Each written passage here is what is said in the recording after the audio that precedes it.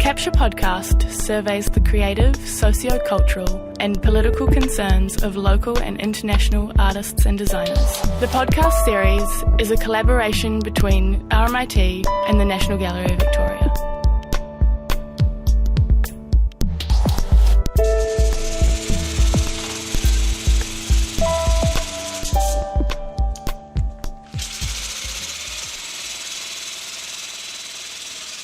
The tapestry is made in a linear way. The backing goes down and you have to cover it up and it goes down, and this river is created going up, no? And so you have this story that you're telling and you cannot go back. And I broke time. I started in the middle and then went to the end, and then everything started like connecting itself naturally.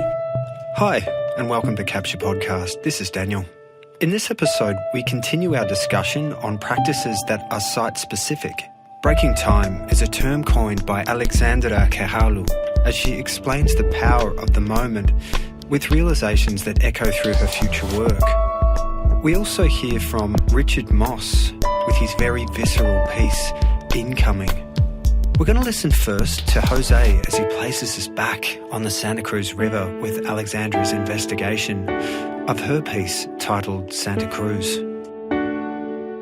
Hello, my name is Jose Huidobro. I am here to present alongside Alexandra Kehalu the work that we've been working for the last year and a half.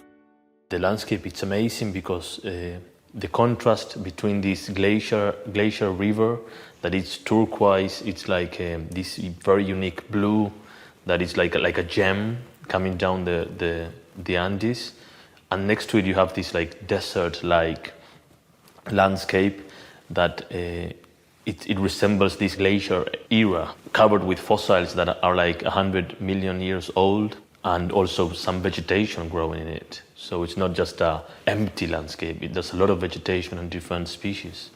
And when we went there with Alex, she was like, This is amazing, you know, this is something I've never seen before.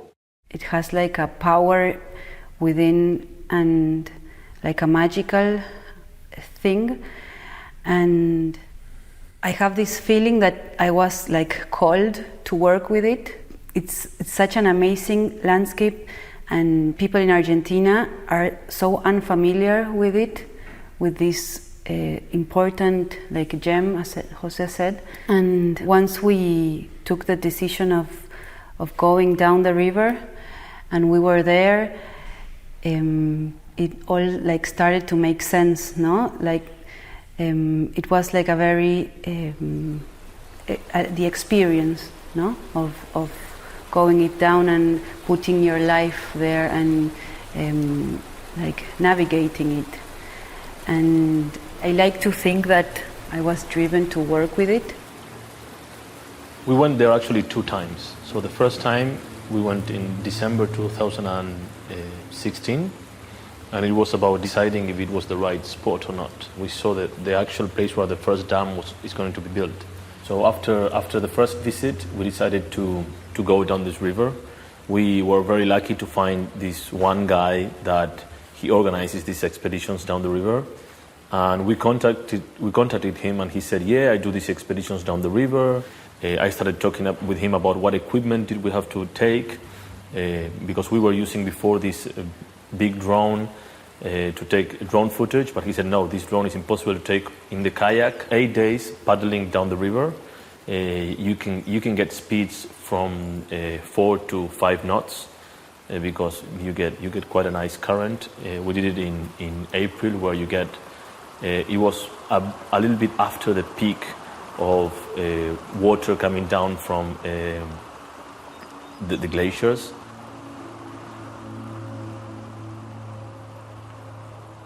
It was completely different of what I thought it was going to be than what actually it was, because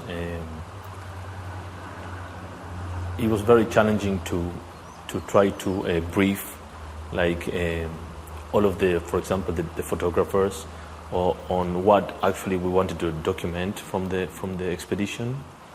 And it's very interesting because at the end of the day, one of the most valuable video footage that we got was actually the ones that were with Alex's camera, on her like small camera, because we wanted to actually try to observe the landscape from her own eyes, and this was very interesting. So a lot of things that we thought it was going to be in one way, they were on another way. It's amazing that when we got the SD card of Alex's camera, you could see her work in every video.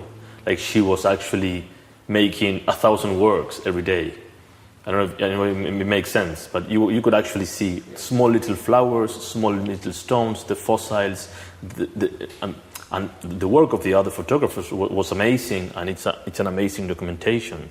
But it's very interesting to see that it's almost impossible to try to mimic the view of the designer, of the artist, on someone else documenting this. I like to believe that art has that, can have that role, no? And that responsibility of connecting things that are very separated and that are every time more separated, at least in Argentina, because we are surrounded by people that have thoughts about indigenous that are unbelievable in this time of evolution. And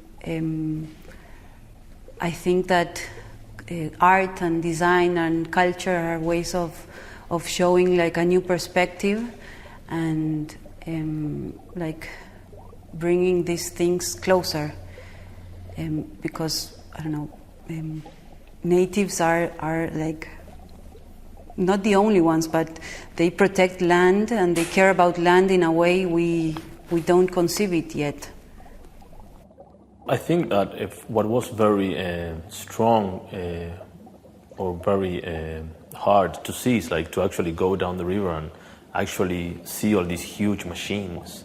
Like there was one time that we were going down the river and then we were on the spot where the first dam is going to be built, and suddenly we saw all these like 40 machines ready to dig, and like brand new 40 brand new huge machines ready. This was like, wow, like this is actually really happening. And it was like understanding the scale of the destruction, the scale of their power on trying to actually push forward this project that is not efficient. I also work from the engineering side, and we did a lot of studies of like what's the energy that is going to be actually generated, and it's a project that is not efficient. Like with the money that they're investing, they could invest in solar power, or they can invest in wind power. So this was a big impact to actually see it there. We are very like clear that our job as artists it differs from activists, no?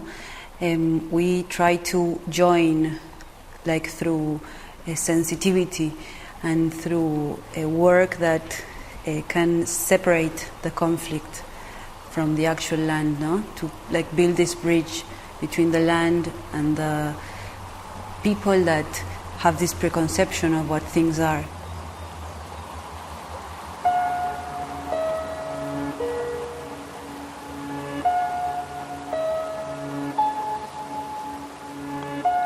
Up next, we have Richard Moss. Richard's immersive 3-channel video and sound installation, Incoming, speaks of the refugee crisis caused by the long-running Syrian war. With thermo-imaging cameras, he exposes what the eye can't see.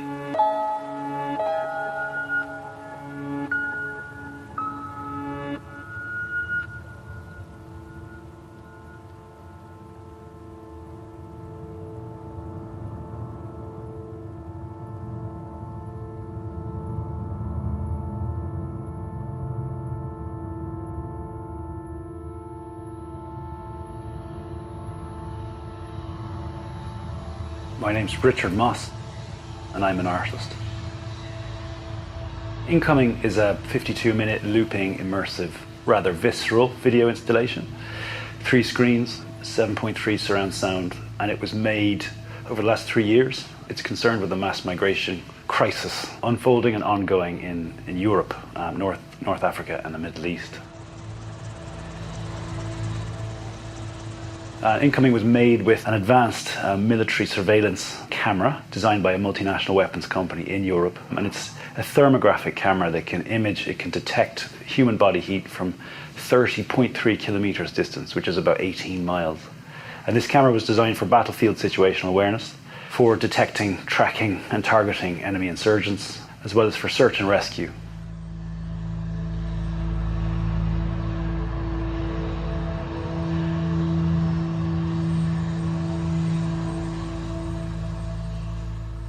So it can be seen as an aspect of the military humanitarian complex that forms the EU's response to the refugee crisis as it's known.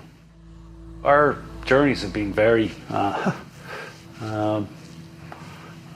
intense. You know, we've been making a lot of flights. If you think of the mass migration crisis as, this is a strange metaphor, but bear with me, as water. You know, it'll find, like water will find the path of least resistance according to gravity to where it wants to go. And so what we've found over those years is that there were certain paths or routes or corridors that were the place where huge amounts of displaced people were passing into Europe, and they were dealt with, you know, by Frontex and each of those EU governments. And of course then those people who were communicating over social media, Facebook and Twitter, informed each other where is the next easiest path to cross once those places were fortified, shall we say.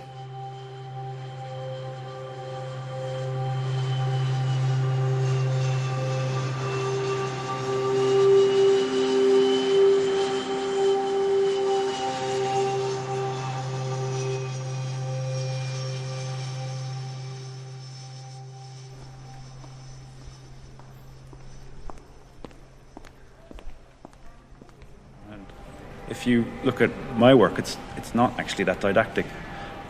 It is political, but we're not hitting the viewer over the head to tell them to think in a certain way. It's really confronting the viewer with hopefully a sense of their own complicity, and doing that by really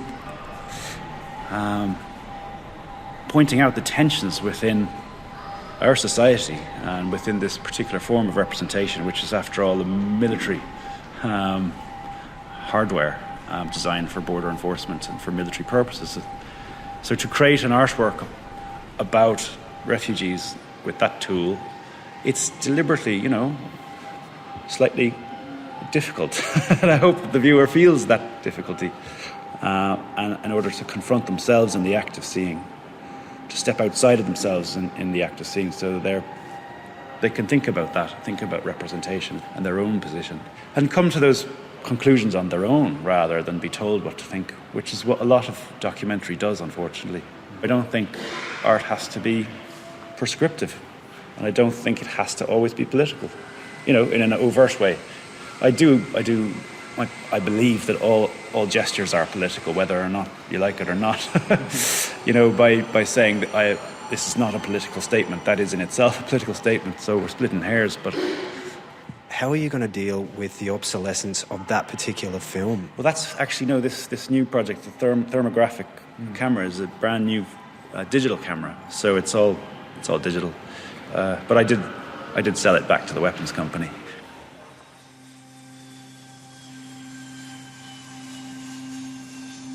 Capture Podcast was produced on the lands of the Wurundjeri people of the Kulin Nation. The team would like to thank all our contributors and you for listening. Be with you next week.